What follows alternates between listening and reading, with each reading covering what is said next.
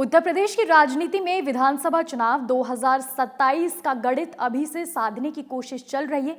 आपको बता दें कि सबसे ज्यादा मारामारी दलित वोटर्स को लेकर है। लोकसभा चुनाव 2024 में समाजवादी पार्टी के प्रमुख अखिलेश यादव ने पीडीए की रणनीति के तहत भारतीय जनता पार्टी को चौंकाया था, तो वहीं दूसरी तरफ बसपा प्रमुख मायावती भी हैरान हो गई थी। अब अखिलेश यादव की इसी रणनीति को नाकाम करने की कोशिश चल रही है और अब इस लिस्ट में मायावती के साथ साथ चंद्रशेखर आजाद का नाम भी शामिल है। ये रिपोर्ट देखिए।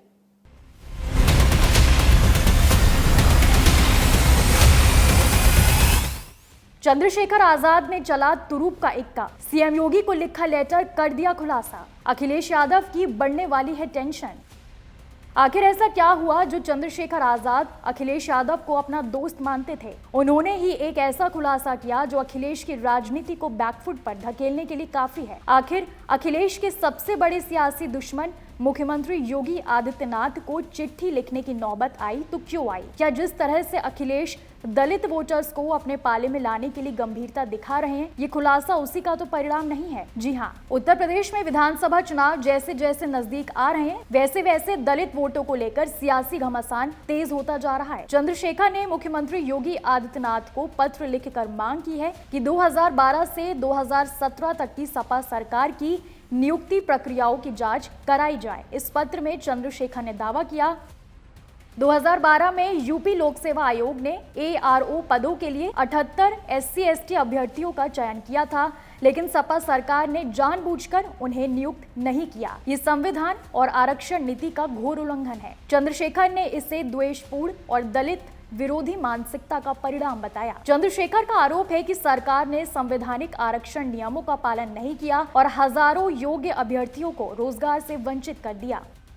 नगीना सांसद चंद्रशेखर ने आगे कहा, ये मुद्दा केवल नौकरियों का नहीं बल्कि सामाजिक न्याय का है। नियुक्ति ना देने के पीछे कोई तकनीकी या कानूनी अड़चन नहीं थी। सपा सरकार ने जानबूझकर संवैधानिक प्रावधानों को दरकिनार किया। दलितों के साथ सपा सरकार ने जो किया वो न सिर्फ अमानवीय है बल्कि भारत के लोकतंत्र और आरक्षण व्यवस्था पर भी सीधा हमला है। चयनित अभ्यर्थियों में कुछ ने लंबा इंतजार करते करते दम तोड़ दिया, जबकि कई गंभीर बीमारियों से जूझ रहे हैं। ये दलित समाज के साथ किया गया ऐतिहासिक अन्याय है।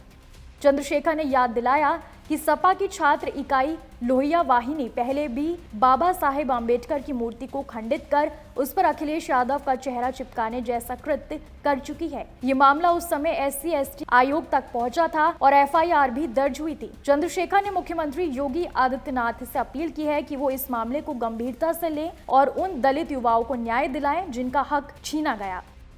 गौरतलब है कि साल 2012 से 2017 के बीच उत्तर प्रदेश में समाजवादी पार्टी की सरकार थी, जिसके मुखिया अखिलेश यादव थे। उस समय कई सरकारी विभागों में भर्तियों को लेकर विवाद हुए थे। खासकर आरक्षित वर्गों से जुड़े अभ्यर्थियों की नियुक्तियों में देरी, प्रक्रियागत खामियां और आरक्षण नियमों की अनदेखी जैसे आरोप लगे थे। कई भर्ती परीक्षाएं या तो रद्द हुई या लंबे समय तक अटकी रही। चंद्रशेखर आजाद, जो भीम आर्मी के संस्थापक और आजाद समाज पार्टी के राष्ट्रीय अध्यक्ष भी हैं, दलित मुद्दों को लेकर पहले से ही मुखर रहे हैं। नगीना सीट से उनकी जीत ने यह साबित किया है कि दलित समुदाय अब पारंपरिक दलों से हटकर नए विकल्पों की तलाश कर रहा है। ऐसे में उनका यह हमला सपा के लिए राजनीतिक रूप से असहज स्थिति पैदा कर सकता है। अब देखना होगा कि समाजवादी पार्टी इस आरोप पर क्या जवाब देती है और मुख्यमंत्री योगी आदित्यनाथ इस मामले में क्या कदम उठाते हैं।